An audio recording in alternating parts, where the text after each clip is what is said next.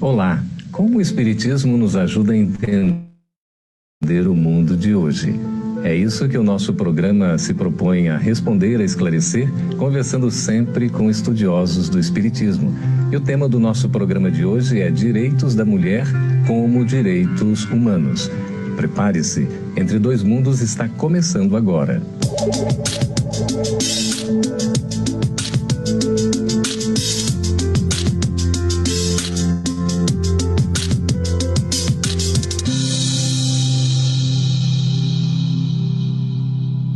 Depois de tantas conquistas ao longo do tempo e, sobretudo, nos últimos tempos, ainda temos que falar sobre direitos da mulher.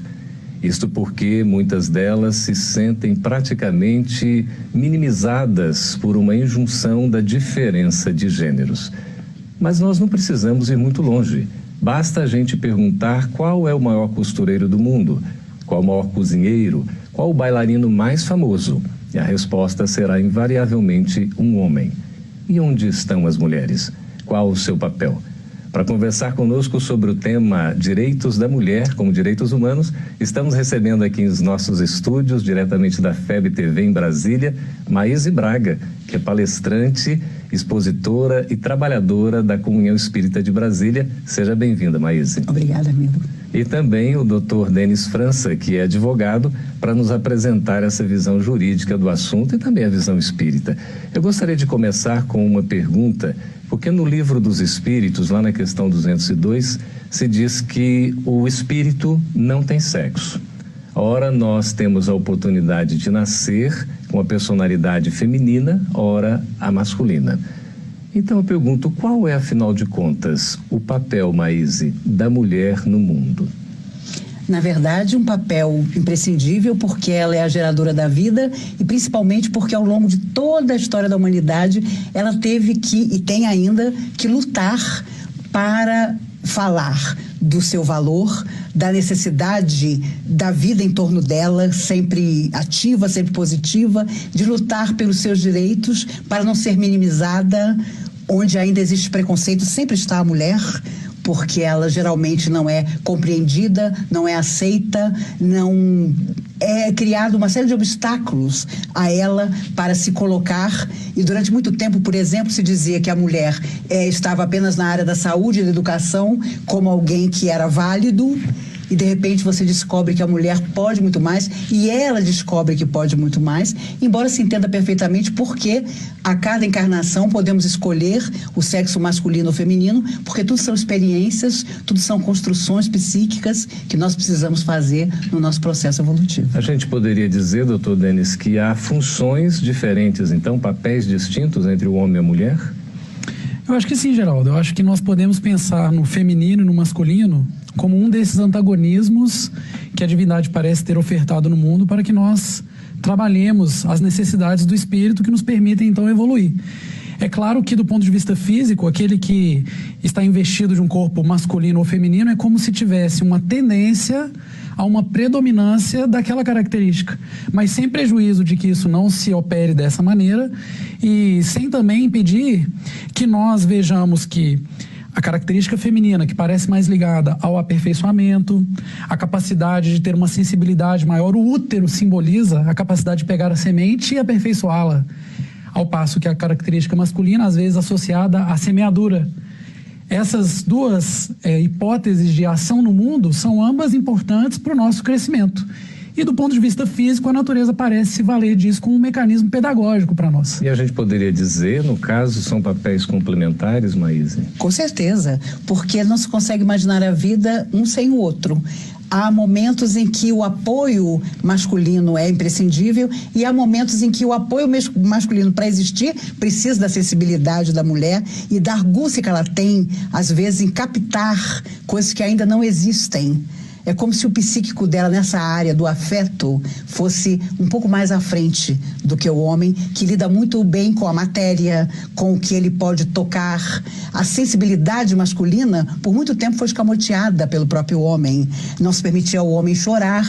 Até que a própria medicina disse, o homem que não chora infarta. Aí foi um tal de homem chorando porque não queria infartar.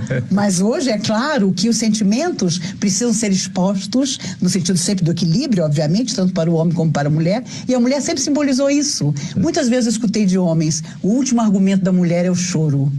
O que é um absurdo, mas se colocou muitas vezes, né? Quando a mulher chora, ela está usando seu último recurso para atingir o coração de um homem. Então, Maíse, doutor Denis, essa questão da sensibilidade feminina, da mulher como mãe, a intuição que a mulher tem, a gente poderia dizer que a mulher representa o sexo frágil? Acho que de jeito nenhum. Eu não diria isso em nenhuma condição, ainda mais ao lado aqui da Maísa, né? Mas eu penso que, na verdade, isso que a gente chama de fragilidade não passa de uma capacidade de se expor às necessidades do espírito, da alma. É sensibilidade. Então eu acho que muitas vezes o homem ele criou essa carapuça ao longo dos séculos, mas porque quer se defender daquilo que não tem condição de lidar com naturalidade. E o que nós vivemos? Nós vivemos um tempo, na linha do que a Maísa já comentou, em que tudo vai sendo aflorado para que todos possam viver. Então acabou essa coisa de que o homem não pode chorar ou que a mulher não pode desempenhar determinados papéis. Pelo contrário, estamos aí todos com essas atividades disponíveis para que possamos nos desenvolver. O homem também é sensível. Sem dúvida nenhuma. E você veja que há coisas que são até práticas e que passaram a ser incorporadas à vida. Se você for conversar com pessoas responsáveis por entregas de casa populares, você verá que eles sempre colocam em nome da mulher a casa que está sendo recebida pela família. E já conversei com pessoas responsáveis por esse trabalho e eles dizem que a mulher nunca vai embora, nunca vende o imóvel. Às vezes, quando colocado em nome do homem, às vezes, quando colocado em nome do homem, o homem resolve que ele vai se desfazer daquele lar, que ele vai se desfazer daquela casa, vai colocar o dinheiro em outra situação. A mulher nunca, porque ela é a mãe, ela pensa nos filhos, ela pensa que aquele é o lugar onde ela vai formar a casa dela, ela tem cuidado, ela tem carinho. Então veja que até na vida prática, na matéria mesmo, a preocupação de profissionais é que quando a casa é doada à família, esteja no nome da mulher, porque a mulher nunca vai embora. Daria uma estabilidade maior. Sem dúvida nenhuma. Agora nós estamos vivendo assim um período curioso, não é? Em pleno século XXI, temos ainda tanto machismo, sociedades que praticamente embotam a manifestação feminina. A mulher não tem direito ao trabalho, à informação, é uma coisa impressionante. Como é que a gente pode entender, né, nós vivendo no século XXI, em que sociedades da nossa terra ainda impõem tantas injunções à mulher? Eu acho que a sociedade ela vai evoluindo graças ao que é deixado aqui por espíritos que estão acima, à frente. Isso muitas vezes vai sendo incorporado pelo direito, por exemplo. Quando nós pensamos nas declarações de direito que a humanidade já experimentou, elas trouxeram muito desse ganho para nós. Agora, isso não faz com que todos os espíritos se modifiquem e queiram espontaneamente cumprir aquelas regras. Eu sempre digo para os alunos dos cursos jurídicos, alguma coisa mais ou menos assim, o direito só vai onde nós não queremos cumprir o que é correto espontaneamente. Não existe lei que nos obrigue a respirar. No entanto, estamos todos aqui respirando. Então, aos poucos, eu acho que é uma luta dialética em que o direito puxa de um lado, não só o direito, a religião, a moral, nos mostrando o caminho de como devemos nos comportar para respeitar os direitos alheios e crescer. E, ao mesmo tempo, os espíritos encarnados estão ainda recalcitrantes, tentando não cumprir aquilo tudo, e nós vamos encontrar ainda cada vez mais ilhas, para que no futuro tenhamos, se Deus quiser, um equilíbrio nesse ponto. Certo. Doutor Denis, mas nós vamos chamar um breve intervalo, mas gostaríamos já de deixar uma questão para nós irmos pensando. Hoje a família está bastante diversificada, alterada. Até que ponto a mulher tem influência nesse sentido? Com a busca de uma liberdade maior, da saída para o trabalho, até que ponto a mulher é ou não responsável? Fique conosco, a gente volta daqui a pouquinho.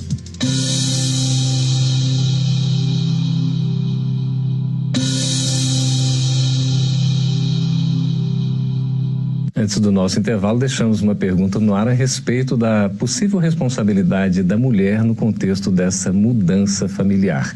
Maíse, doutor Denis, a gente pode dizer que a mulher teve uma influência muito grande nessa alteração da estrutura familiar, porque hoje a família não é a mesma, aquela tradicional que a gente tinha de algumas décadas atrás. Agora nós temos a mulher muito mais, digamos assim, livre, muito mais atuante, inclusive no mercado de trabalho. Até que ponto esse papel da mulher se alterou e a responsabilidade que ela tem diante desse contexto que a gente está vivendo? Eu acho que é preciso cuidado para não deixar à mulher a responsabilidade de que a família ficou pirada depois que ela foi trabalhar fora. Porque a verdade é que essa é uma luta de muito tempo. Eu acho que a mulher foi sempre tão inteligente que observe que enquanto tudo se passava dentro de casa, ela era a rainha do lar. Se nascia em casa, se casava em casa, se morria em casa, se era velado em casa. Quando ela percebeu que as coisas já não aconteciam mais dentro de casa, que se nascia fora, se casava fora, se morria no hospital, se velado no cemitério, ela foi atrás do papel que continuava a ser dela, mas que ela devia fazer avançar. E hoje, para muitas sociedades, é motivo de inveja a mulher que trabalha e que, ao chegar em casa, ainda tem uma outra jornada, a de lidar com seus filhos, com seu marido, às vezes com a solidão, quando ela é uma mãe sozinha, e existem 11 milhões no mundo, e ela sempre se mantém íntegra ali, sendo a força para aquelas crianças, adolescentes, enfim, mas com o agravante positivo de fora ter também entrado em contato com a sociedade que ela não conhecia. A mulher da década de 20, de 30, era uma desonra trabalhar. Era para pessoas coitadas, necessitadas e altamente sofredoras. Depois não. Depois percebeu-se o valor que o trabalho tinha para a mulher e o quanto ela era valorosa no trabalho. A Segunda Grande Guerra fez muito bem a mulher, porque os homens foram para a guerra no mundo inteiro e as mulheres foram para as fábricas. E quando os homens voltaram, elas disseram: quem não vai mais sair daqui sou eu. Estão trabalhando fora, fazendo essa verdadeira revolução. Até que ponto, doutor Denis, sobre isso que a Maíse falou, a gente poderia dizer que a mulher hoje conquista um espaço muito mais abrangente, até disputando com o homem talvez um espaço de mercado que lhe pertenceu, entre aspas, ao longo do tempo, e agora ela, com todo o direito, poderíamos dizer isso, está lutando, está conquistando?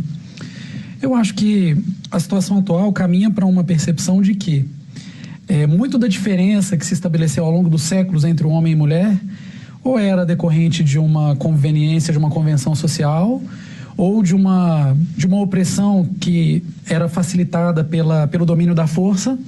E à medida que a sociedade evolui e as oportunidades surgiram, né, foi possível que se percebesse que a mulher, ela é completamente capacitada para ocupar esses espaços, e muitos deles, né, a Maíse comentou, aqui eu não vou sair daqui mais. Eu acho que em alguns momentos as pessoas perceberam, é muito melhor ter uma mulher aqui nessa função, porque ela consegue desempenhá-la muito melhor. A gente pode dizer que a mulher é mais competente que o homem? Eu acho que varia de pessoa para pessoa e cada pessoa tem suas habilidades. É natural que as mulheres tenham mais frequentemente habilidade mais desenvolvida para determinadas atividades que combinam com aquelas características delas e o homem também, né, por sua vez. Mas eu acho que o importante hoje é a gente perceber o quê? O espírito como um ser emancipado que pode conquistar, que pode semear, que pode se iluminar, que pode conquistar esse espaço e estabelecer-se numa convivência que é necessariamente harmônica. Estamos caminhando a duras penas, é verdade, mas para isso. Mas é por isso que ora a gente então reencarna digamos assim, na condição, não é, feminina, ora na condição masculina? Eu acredito que sim, e até porque a mulher, quando foi para o mercado de trabalho, e até hoje acontece isso, ela não só ganha menos do que o homem, o que é um absurdo, mas é patente. Atrizes de Hollywood dizem recentemente, por que nós ganhamos menos se a bilheteria, muitas vezes, que nós atraímos é até maior do que a do homem? Como ainda existe essa cultura no mundo inteiro, inclusive nos mundos considerados altamente esclarecidos ou intelectualizados. É uma cultura machista? Ainda, sem dúvida nenhuma. E a mulher, no fundo, se destaca porque ela sabe que ela vem dessa cultura e que ela vai ser muito mais cobrada do que o homem. Então, ela aparece no mercado de trabalho mostrando uma competência de colocar um prego no lugar mais aperfeiçoado do que o homem. Porque ela sabe que a visão, para ela, será mais rigorosa. Tem uma cobrança maior. Mas não tenha dúvida disso. Interessante isso. Aí a gente acaba vivendo um conflito nesse sentido. Por exemplo, a mulher também querendo se colocar de tal forma numa competência que de fato ela tem e às vezes até uma competição com o homem no serviço que é feito. Quando entra nesse aspecto, eu acho que tem um lado positivo de nos impulsionar ao aprimoramento, mas tem também efeitos colaterais. Até voltando àquilo que você havia perguntado no começo do bloco, né, sobre o papel disso na organização da família. Acho que não é, como a Maís comentou, algo da mulher, uma responsabilidade da mulher. Mas à medida em que nós vivemos um rearranjo dos papéis sociais, é natural que haja desequilíbrios. Só que o desequilíbrio é o melhor mecanismo para nos conduzir ao equilíbrio de novo. É como se fosse uma equação química em que você tira algo de um lado e você vai ter que equilibrar. Será que era equilibrado uma maneira em que a mulher era exclusivamente responsável por diversos aspectos do funcionamento da família, sendo nublada, sendo impedida, impossibilitada de viver a sua essência, a sua realidade, construir também? Parece que não. Então, acho que o caminho, mais uma vez, de buscar esse equilíbrio, pede, né, que nós vivamos essa dicotomia, esse rearranjo, e a cobrança excessiva pode ser negativa para a mulher, como também o apagamento da mulher não é positivo para o mundo. Então, vamos, sem dúvida, construir uma nova ordem, como já estamos fazendo. E diante desse contexto todo de sociedades machistas em que a gente ainda vive, as injunções impostas à própria condição feminina, a gente poderia dizer, Maíse, que o espírito evolui mais quando encarnado como mulher? Eu acho que depende da própria opção dele, da escolha que ele faça. Às vezes, como mulher, você se endivida mais porque você vai contra determinadas características importantes para o seu processo de evolução. Como o homem, quando, por exemplo, não aceita que a mulher não goste mais dele e reconstrua sua vida longe dele e vai até o tiro, porque o que a gente mais escuta ultimamente é fulano terminou com Beltrana, mas ele não queria o término e foi lá e tirou a vida dela. Uma violência. Isso ainda é tão comum, mas tão comum, que mostra o quanto existe ainda da sociedade machista. Se você não se satisfaz ao meu lado, ao lado de mais ninguém você estará. O que é um absurdo absoluto, mas ainda é muito comum. Eu tenho uma amiga que decidiu que ela não ia mais, ao chegar em casa, guardar os sapatos que o marido e os 3 filhos homens deixavam à porta. Ela disse, olha, a partir de hoje eu não guardo sapato de ninguém, porque eles tinham o hábito de ficarem descalços logo que entravam em casa. A mulher como se fosse uma empregada. E ao final de 4 dias, cumprindo o prometido, eles não podiam sair de casa, porque não havia mais um sapato para eles usarem. Ela mostrou em pouco tempo o quanto ela era altamente necessária, altamente competente e o quanto ela não faria mais um trabalho bobo, mas que eles eram com certeza fadados a fazer. Doutor Denis, e aí a dependência que nós homens ainda temos da mulher?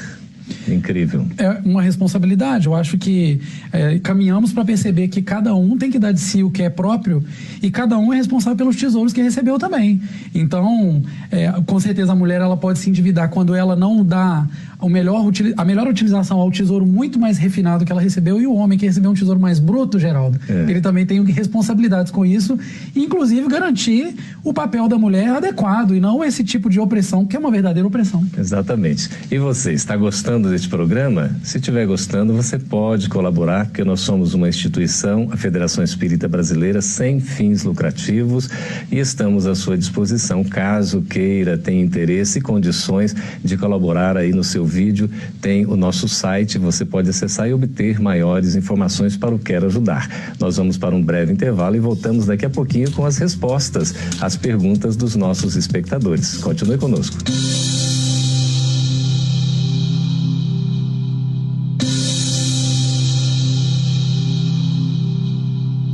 Estamos de volta agora para responder as perguntas dos nossos espectadores. Maíse e doutor Denis, aqui é a Thaís Pacheco de Brasília, no Distrito Federal, que nos pergunta a respeito dessa submissão que a mulher tem até culturalmente ao longo da história toda, a educação que é feita por parte das famílias, e ela então pergunta como o espiritismo pode ajudar a mulher a encontrar uma força interior para se enfrentar essa questão e poder ser livre e feliz. E aí? Eu acho que o doutrina espírita nos ensina que tudo está dentro de nós e que nós somos senhores do nosso destino. Ainda que as pessoas nos digam quanto somos incompetentes, inábeis, há algo em nós que vai construir exatamente uma história contrária, e principalmente com a preocupação de não passar àqueles que são nossos tutelados, filhos ou filhas, a mesma cultura de que a mulher vive dependendo do bom humor do homem, do que o homem pretende, do que é conveniente para ele. Ela mostrará sempre que é uma alma eterna, livre, mas também para dentro do equilíbrio e da sua convicção mais profunda, perceber o quanto ela pode construir em beleza, em afetividade e principalmente ensinando e fazendo da própria vida um recurso sempre frequente de enfrentamento positivo, de beleza, de vamos juntos, lado a lado, seja qual for a situação de nossa vida, em busca dessa vitória que é a harmonia em família. Aqui a Mônica Silva, de Belo Horizonte, Minas Gerais, pergunta o seguinte, doutor Denis: o espiritismo acha que é normal a mulher ficar em casa e o homem ir trabalhar? A inversão de papéis está prevista na evolução da Terra? Nas cidades espirituais, a mulher continua submissa ao homem? Como é que é isso? Eu penso que não é natural. O natural é que nós nos organizemos de acordo com as nossas necessidades. É altamente possível que em determinadas famílias, em determinados contextos, essa seja uma solução. Mas uma coisa é isso acontecer por um mecanismo de opressão, outra coisa é isso acontecer porque é algo que é quisto por aquelas almas. Hoje nós temos muita facilidade para nos envergonharmos da escravidão. Eu acho que daqui a algumas décadas ou séculos vamos nos envergonhar de termos obrigado as mulheres a vivenciarem determinados papéis. Mas o fato de nos envergonharmos da escravidão não faz com que nós não reconheçamos que há várias oportunidades em que é uma grande honra servir. Então tudo depende de como se é colocado naquela situação. Como uma opressão, como uma obrigação, sem dúvida não é algo que possa ser apoiado pelo Evangelho de Jesus. Mas como algo em que o contexto pede, que o amor aperfeiçoa, pode ser uma ótima alternativa. Ok, a Camila Nóbrega, de São Paulo, Maíse, pergunta o seguinte: a inserção da mulher no mercado de trabalho estava prevista pela espiritualidade? Como isso afeta a evolução da Terra? Acho de forma muito positiva, mas eu acredito que haja sim uma preparação na própria espiritualidade de mulheres que estão voltando desde a década de 40, 50, logo após o fim da Segunda Guerra Mundial, já sabedoras de que exerceriam no mundo um novo papel. Nós falamos en passant de sociedades oprimidas, onde as mulheres são oprimidas, mas elas estão indo à rua, mesmo debaixo de burcas, para protestar. Então já existe uma geração em todo o mundo que foi ao estudo, que teve a oportunidade de estudar e que, percebendo no estudo a sua capacidade e os seus direitos vilipendiados, está de todas as formas avançando e lutando para que aqueles que vierem depois, com certeza até almas mais preparadas do que as que existem hoje na Terra, possam ter com tranquilidade os seus direitos mais do que fundamentados, sem o rigor de precisar lutar por eles. E o Flávio Bertani, doutor Denis, pergunta aqui, ele é de Porto Alegre. Qual a origem da desvalorização da mulher na história e se isso teria alguma relação em propositalmente gerar uma desesperança e desmotivação das capacidades da energia feminina? Eu penso que, historicamente, a mulher sempre sofreu uma opressão maior pela questão da força física. Isso é algo que está impresso na natureza e que são duas faces de uma mesma moeda. A maior sensibilidade, a capacidade de aperfeiçoar, que nós já comentamos aqui que a mulher tem, por outro lado, dá a ela essa característica. Num contexto social em que essa força física, essa capacidade de semear, né, essa coisa que é mais masculina, e não do homem, mas masculina, predominava, foi natural que a mulher sofresse essa opressão. Mas a humanidade se desenvolveu e permitiu que viesse à tona a realidade do espírito, porque a mulher, antes de ser mulher, ela é espírito. E sendo espírito, ela é dotada das mesmas faculdades que notabilizam o homem, que antes de ser homem também é apenas espírito. Então eu acho que é natural que isso tenha acontecido, mas a evolução da sociedade nos impede de permanecer com esse tipo de organização social. Doutor Denis e Maíse, é natural a evolução, mas a injustiça nunca foi natural e nunca será, concordam? Verdade, de maneira nenhuma. Não, por favor, mãe. É verdade. Inclusive, eu acho que tem uma imagem quase engraçada que vem da época da Idade da Pedra, em que o homem pegou uma mulher que ele queria pelos cabelos e saiu carregando.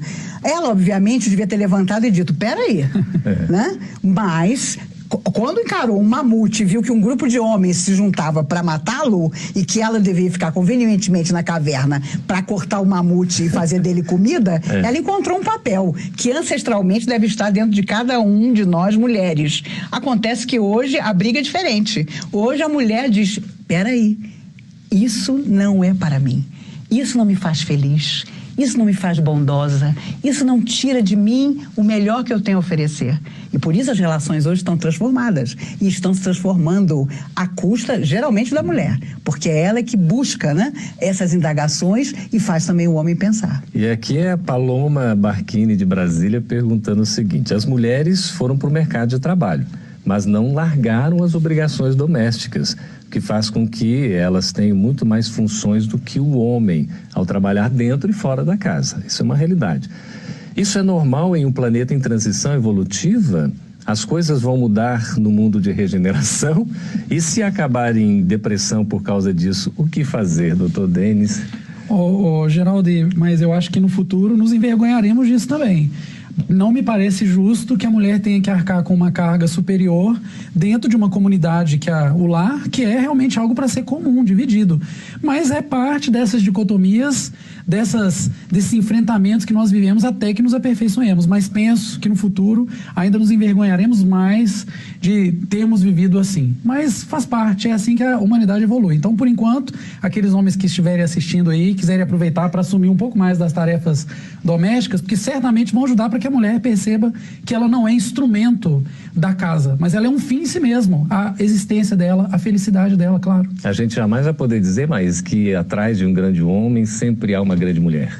E por que atrás, não é mesmo? Sempre lado a lado, de preferência até uns passos à frente, dizendo, vem comigo, meu filho. Eu acho que esse é o verdadeiro papel. Eu tenho um amigo que casou-se na lua de mel, mandou de manhã, fez de manhã uma mesa de café da manhã maravilhosa, uma bandeja linda, com flores, com a comida maravilhosa, levou a esposa.